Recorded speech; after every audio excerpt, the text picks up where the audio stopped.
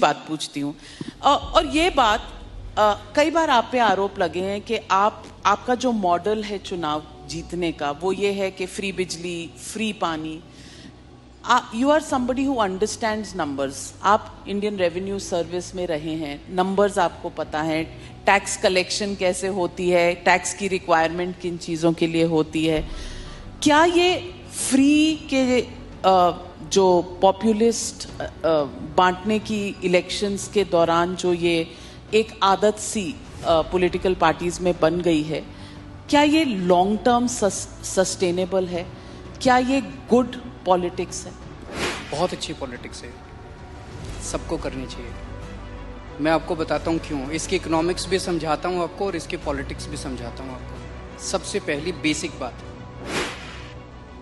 इन सारे मंत्रियों को और इन सारे एमएलएज को बिजली फ्री मिलती है।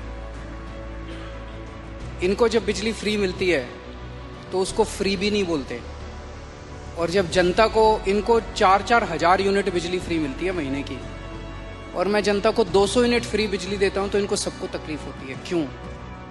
अगर इन मंत्रियों को जो फैसिलिटी मिलती है मैं अपनी जनता को देना चाहता हूं तो इनको क्यों तकलीफ होती है? इन सारे मंत्रियों को और एमएलएज और एमपीज का सारा इलाज का खर्चा फ्री है।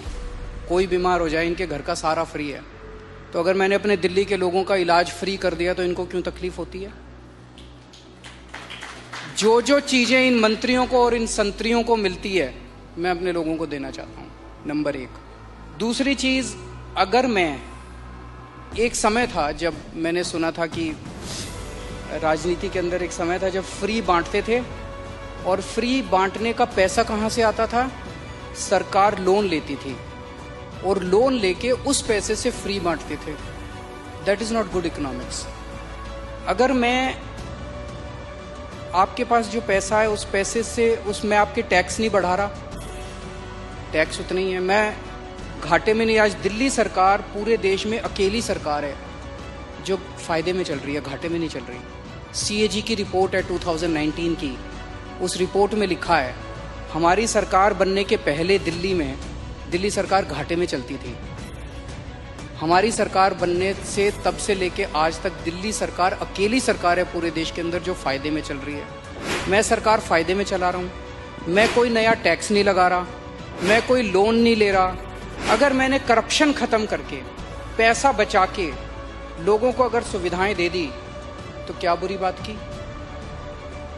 तो दिस इज गुड इकोनॉमिक्स। और तीसरी चीज, पर ये मिरेकल होता कैसे? मैं एक छोटा सा एग्जांपल देता हूं। जैसे ये फ्री दवाइयों वाला कैसे सिलसिला चालू हुआ, ये बड़ा इंटरेस्टिंग है। हमने एक फ्लाईओवर बनवाया, उस फ्लाईओवर की 325 करोड़ रुपए की एस्टिमेटेड कॉस्ट थी, वो शायद 200-250 करोड़ रुपए में बन गया, तो 125 करोड़ रुपए उसमें बच गए। कैबिनेट मीटिंग चल रही थी, हम लोग डिस्कस कर रहे थे, तो पता चला कि ये 125 करोड़ रुपए बच गए। हम ये डिस्कस कर रहे थे इस पैसे को कहाँ इस्तेमाल करें। तो मैंने कहा अगर हम सबका इलाज फ्री करना चाहें तो कितना खर्चा आएगा? So after 2-3 days they got back to me, they said 300-350 crore. So मैंने कहा ठीक है, इतना तो हम फ्लाईओवर बनाने में ही बचा लेंगे, इतना का पैसा। तो अगर मैंने फ्लाईओवर बचा के लोगों का इलाज फ्री कर दिया तो क्या बुराई है? मैंने सुना था कि एक मुख्यमंत्री हैं शायद गुजरात के, उन्होंने अपने लिए एक जहाज खरीदा 190 करोड़ रुपए का। मैंने लिए अपने जहाज नहीं खरीदा, मैंने दिल्ली की सारी अपनी माँ बहनों का डीटीसी बसों में किराया मुफ्त कर दिया, 150 करोड़ का खर्चा आया। बताओ क्या बुराई है? So good politics and good economics, ये कर रहे हैं हम लोग। तो आपके पास ये कौन सा ऐसा फॉर्मूला है जिससे आप फ्री में भी देते हैं फिर भी आपकी सरकार जो है वो घाटे में नहीं, फायदे में है? ईमानदारी, सही नियत, बस, और कुछ नहीं है। मैं बहुत छोटा हूँ, मेरा एक्सपीरियंस भी बहुत छोटा है, लेकिन मेरा 5-7 साल का सरकार चलाने का एक्सपीरियंस ये कहता है कि किसी भी सरकार में पैसे की कमी नहीं है। मैं ब्लैंकेट स्टेटमेंट दे रहा हूँ, किसी भी राज्य सरकार में और किसी भी केंद्र सरकार में पैसे की कमी नहीं है, नीयत की कमी है।